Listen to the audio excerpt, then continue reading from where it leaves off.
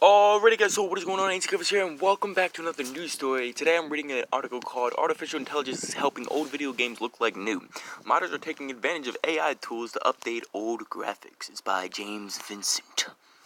It's a cool picture, I guess. The recent AI boom has had all sorts of weird and wonderful side effects as amateur tinkerers find ways to repurpose research from universities and tech companies. But one of the more unexpected applications has been in the world of video game mods. Fans have discovered that machine learning is the perfect tool to improve the graphics of classic games. The technique being used is known as AI upscaling. In essence, you feed an algorithm a low-resolution image, and based on a training data it's seen, it spits out a version that looks the same but has more pixels in it. Upscaling as a general technique has been around for a long time, but the use of AI has drastically improved the speed and quality of results. It was like witchcraft, says Daniel Trolley, a teacher and student from Norway who used AI to update the visuals of 2002 RPG classic The Elder Scrolls III: Morrowind. It looked like I just downloaded a high-res texture pack from Bethesda themselves. Guess we don't have to say game developers.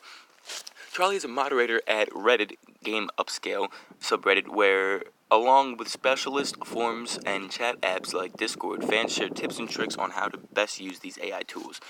Browsing these forums, it's apparent that the modding process is a lot like restoring old furniture or works of art. It's a job for skilled craftspeople requiring patience and knowledge. Not every game is a good fit for upscaling, and not every upscaling algorithm produces similar results. Modders have to pick the right tool for the job before putting in hundreds of hours of work to polish the final results. It's a labor of love, not a quick fix. Despite the work involved, it's still much faster than previous methods. It means restoring the graphics can be done in a few weeks by a single dedicated modder rather than a team that has to work for years. As a consequence, there's been an explosion of new graphics for old games over the past 6 months or so. The range of titles is impressive, including Doom, Half-Life 2. I believe I've seen, like, the new Doom game, isn't that with AI upscaling? Like, it had such better graphics than the original Doom. Half-Life 2, Metroid Prime 2, Final Fantasy 7, and Grand Theft Auto Vice City. Even more recent fare, like 2010's Mass Effect 2, has got the AI upscaling treatment.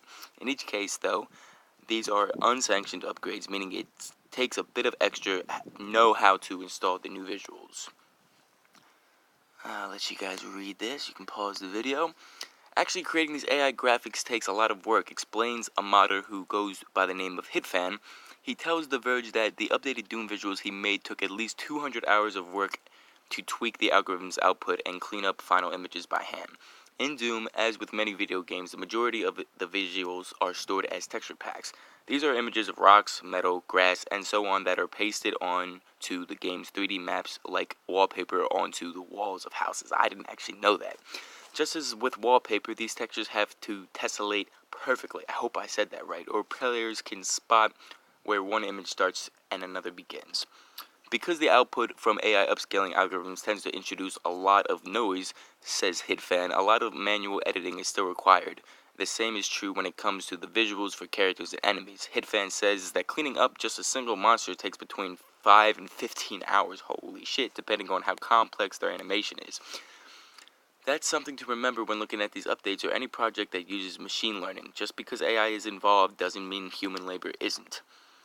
But how does the process actually work? Albert Yang, CTO of Topaz Labs, a startup that offers a popular upscaling service used by many modders, says it's pretty straightforward.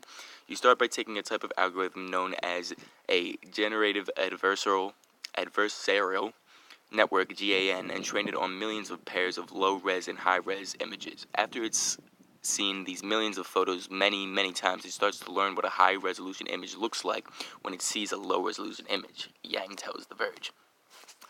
One part of the algorithm tries to recreate this transition from low-res to high-res, while another part compares its work against the training data, seeing if it can spot the difference and rejecting the output if not. This feedback loop is how GANs improve over time. Using AI to upscale images is a relatively simple task, but it perfectly illustrates the core advantages of machine learning. While traditional algorithms rely on rules defined by humans, machine learning techniques create their own rules by learning from data. In the case of upscaling algorithms, these rules are often pretty simple. If you want to upscale a 50 by 50 pixel image to double its size, for example, a traditional algorithm just inserts new pixels between the existing ones, selecting the new pixel's color based on an average of its neighbors. To give a very simplified example, if you have a red pixel on one side and a blue pixel on the other side, the new pixel in the middle comes out purple. Makes sense. This sort of method is simple to code and execute, but it's a one-size-fits-all approach that produces mixed results, says Yangs. The algorithms created by machine learning are much more dynamic by comparison. Topaz Labs' gigapixel upscaling doesn't just look at neighboring pixels. It looks at whole sections of images at a time that allow it to better recreate larger structures, like the outlines of buildings and furniture or the edges of a racetrack in Mario Kart. This large perceptual field is the major reason perform so much better. AI upscaling algorithms perform so much better. I don't know why he didn't just say that. Updating game graphics is more than just a technical challenge, though. It's often about salvaging memories. Replaying the favorite video games of one's youth can be a surprisingly bittersweet experience. The memories are intact, but the games themselves seem strangely ugly and raw. Was I really impressed by those graphics, you ask yourself, wondering if you've lost the capacity to enjoy such games altogether? Take the Final Fantasy series, for example. These were titles I played extensively as a child. Just hearing songs from their soundtrack can transport me back to specific in-game moments and locations. But playing the games again as an adult is a weird experience. I usually don't get too far when I try, despite the treasured place they hold in my memory. They just look bad. Modder Stefan Ruhlman, who used AI upscaling to improve the graphics of Final Fantasy VII, explains that new display technology is as much to blame for this as outdated graphics.